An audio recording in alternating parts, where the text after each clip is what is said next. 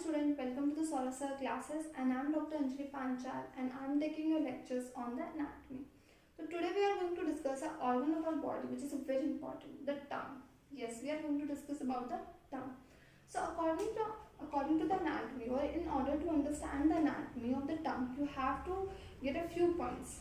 When you study anatomy of any organ, like today we are going to discuss the tongue, you have to get some headings or some keywords that you have to answer for the particular organ. If someone asks you what is the anatomy of the tongue, you have to answer its origin,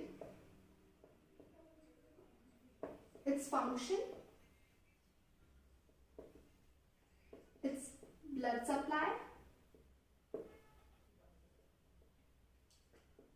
nerve supply, and the blood supply, the nerve supply, lymphatic drainage,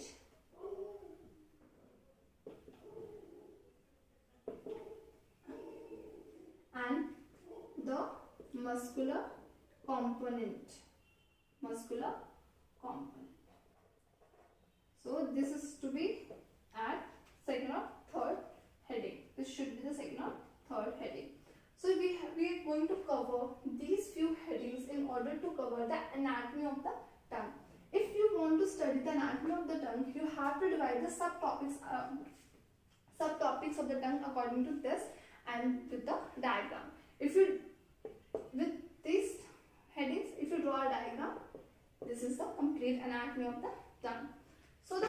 So firstly, I am going to tell you about the origin of the tongue. If we discuss the embryology of the tongue, it's going to be a 1 or 2 pages long. But I can tell you with a few lines that is important from the exam point of view. The origin of the tongue is from the first, second and the third pharyngeal arch. In the initial stage, yes, from the pharynx, you have a 6 pharyngeal arches in our body. From that, first, second, third is going to help the formation of the tongue. But second have the least component. First pharyngeal arch is, and the third pharyngeal arch forms the complete mature muscular tissue. So you have to remember, first and third pharyngeal arch form the complete muscular tissue. Third pharyngeal arch covers the second and connects with the first to form the tongue. The second heading was the muscular component. As you all are aware, tongue is a muscular organ. It's a special connective tissue which is composed of the skeletal muscles. So what type of skeletal muscles are present in our tongue? There are 2 types of muscles are present in our tongue, called extrinsic and the intrinsic. So you have to answer the first thing, what is the origin? Second is the muscular component or the formation of the tongue. What is the component of that particular organ? In order to tongue, you have to identify the muscles. So we have 2 components named as the intrinsic and the extrinsic muscles. The muscular component of the tongue is further divided into 2 parts, intrinsic and the extrinsic. If we talk about the intrinsic part of the muscles, they are known as superior longitudinal muscle, inferior longitudinal muscle, transverse muscle, and last the vertical muscle. If someone asks you the intrinsic muscles of the tongue, there are 4 names: superior longitudinal, inferior longitudinal, vertical and the transverse. These are the simply intrinsic muscles of the tongue.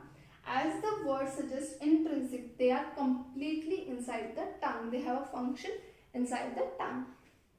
The part of the tongue that you saw, that is composed of these intrinsic muscles.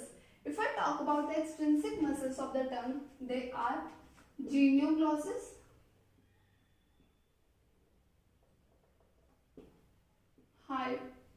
hyoglossus, platoglossus, and the last styloglossus. So guys, you have to remember intrinsic muscles of the tongue. They are genioglossus, hyoglossus, platoglossus, and the styloglossus. The term glossus is used for the tongue in the anatomy. So if you see a word like glossus or glow, something GLO, that suggests you it's a part of your tongue. So this is the origin and the muscular component. The second thing we are going to discuss is the blood supply of the tongue. So now we are going to discuss the blood supply of the tongue. So what is the blood supply of the tongue? Blood supply of the tongue is by the three different arteries. First you have to learn the name lingual artery. Lingual artery. And this is the part of the external carotid artery.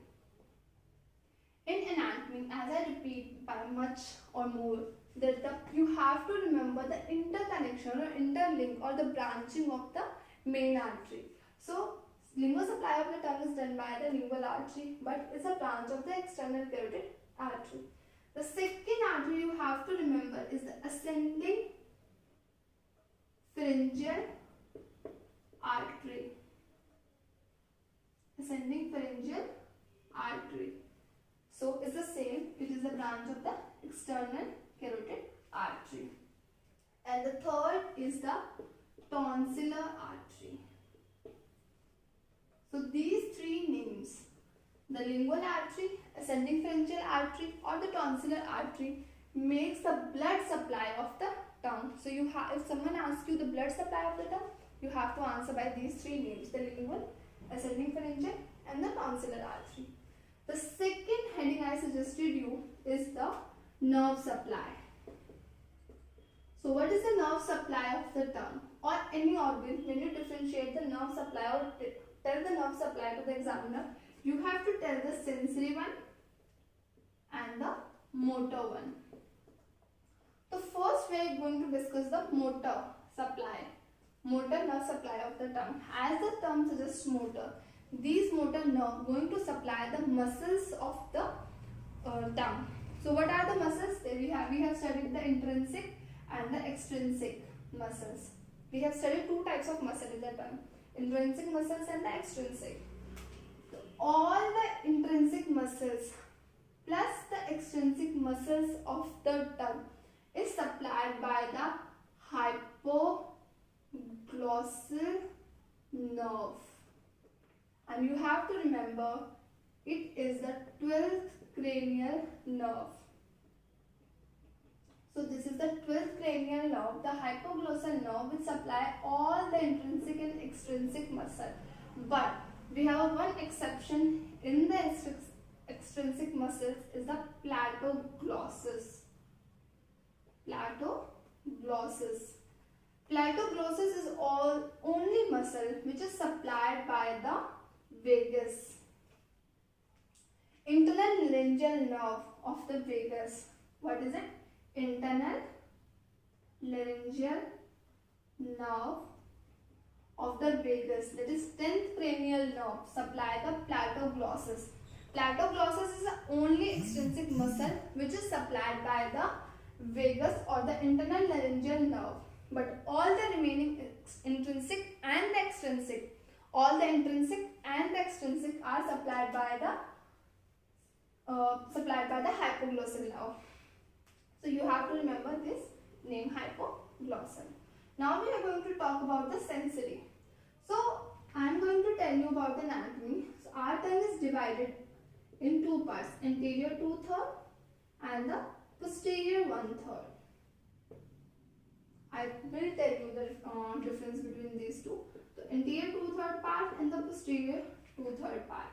So we have our tongue is divided in these two parts: anterior 2/3 and the posterior 2/3. The sensory nerve supply of the anterior 2/3 is done by the lingual nerve. So you have to remember the two names. The glossus is also used for the tongue, and the lingual is the term which is used for the tongue.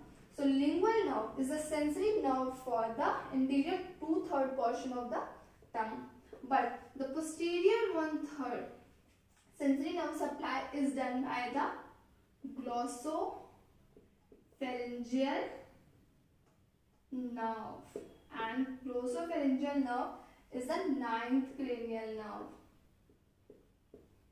Glossopharyngeal nerve is the 9th cranial nerve, and lingual nerve is a part of trigeminal nerve, and trigeminal nerve is the 5th cranial nerve.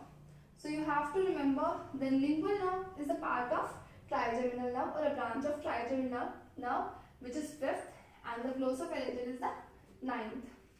And after the sensory, we have a taste sensations from the tongue, and those taste sensation was carried by the chorda tympani.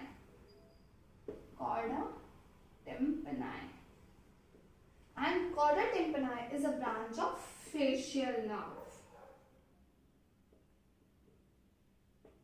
which is the 7th cranial nerve. I know this is a bit of a complex, but you have to remember this very clearly. We have a two set of a supply in any organ, the sensory supply and the motor supply. Motor supply refers to the supply to the muscle for the movement of the muscles. Video किसका है? Video रुके? Number है, नहीं रुके नहीं करो, number हटा दो. Ready. So as I told you, the motor supply and the nerve. As I told you, the motor supply and the sensory supply. Motor term suggests you it's going to supply the muscles of the body or muscle of that particular organ, and the sensory supply is for the senses. So you have to remember the nerve supply is the two part, the sensory and the motor. Motor is a bit of easy. All intrinsic and extrinsic muscles except the platoglossus is supplied by the hypoglossal, and the platoglossus is supplied by the vagus. And if someone asks you out of which branch of the vagus, so you have to answer internal laryngeal nerve. After if we discuss the sensory, we have two parts of the tongue, interior portion and the posterior portion. Interior portion was simply supplied by the lingual nerve, which is a branch of 5th cranial nerve, trigeminal. But the posterior 1/3 is supplied by the glossopharyngeal nerve, the 9th cranial nerve.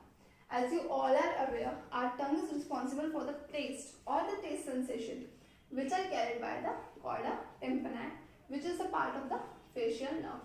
So this is a bit of the blood supply and the nerve supply of the tongue, which is a little bit of a complex, but you have to remember in order to crack your exam. Now we are going to discuss the lymphatic supply and further anatomic part of the tongue. So now we are going to discuss the lymphatic supply or the lymph supply of the tongue. So this is very simple, as tongue is divided into two portions, the interior and the posterior one.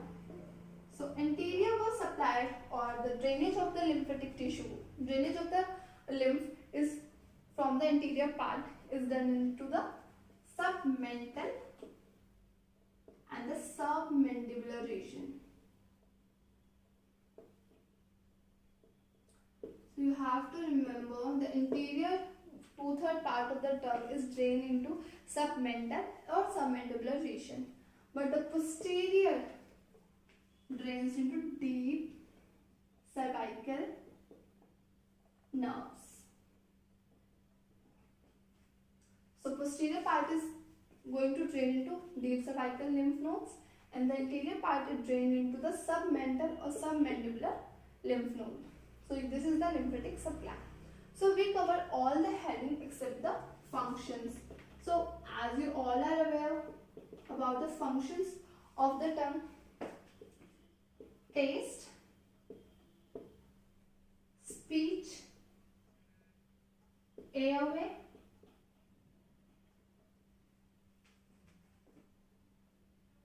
and swallowing. So these are the four major functions. I tell you by the simply one word, the function of the tongue into simpler one word. You can't write these in any exam. You have to explain the complete. This is you have learned from your lower classes. So you have explained how tongue help in the taste, speech, air and the swallowing. If your tongue get paralysis or paralysis of the tongue happens, your airway patent is going to be obstructed. If any damage of the tongue happens and you fall back into the epiglottis or the glottis, you cannot breathe. So yes, tongue helps into these four functions. So we have discussed the origin, we have discussed the muscular component, we have discussed the motor supply, blood supply, nerve supply or the lymphatic drainage. In further section, I am going to tell you the diagram of the tongue and anatomic division of the tongue into anterior 1/3 and the posterior 1/3. And in that video, I am also going to summarize this topic into key point. So guys, thank you for watching this video, and if you still have any doubt, you can ask us. We are just a WhatsApp away.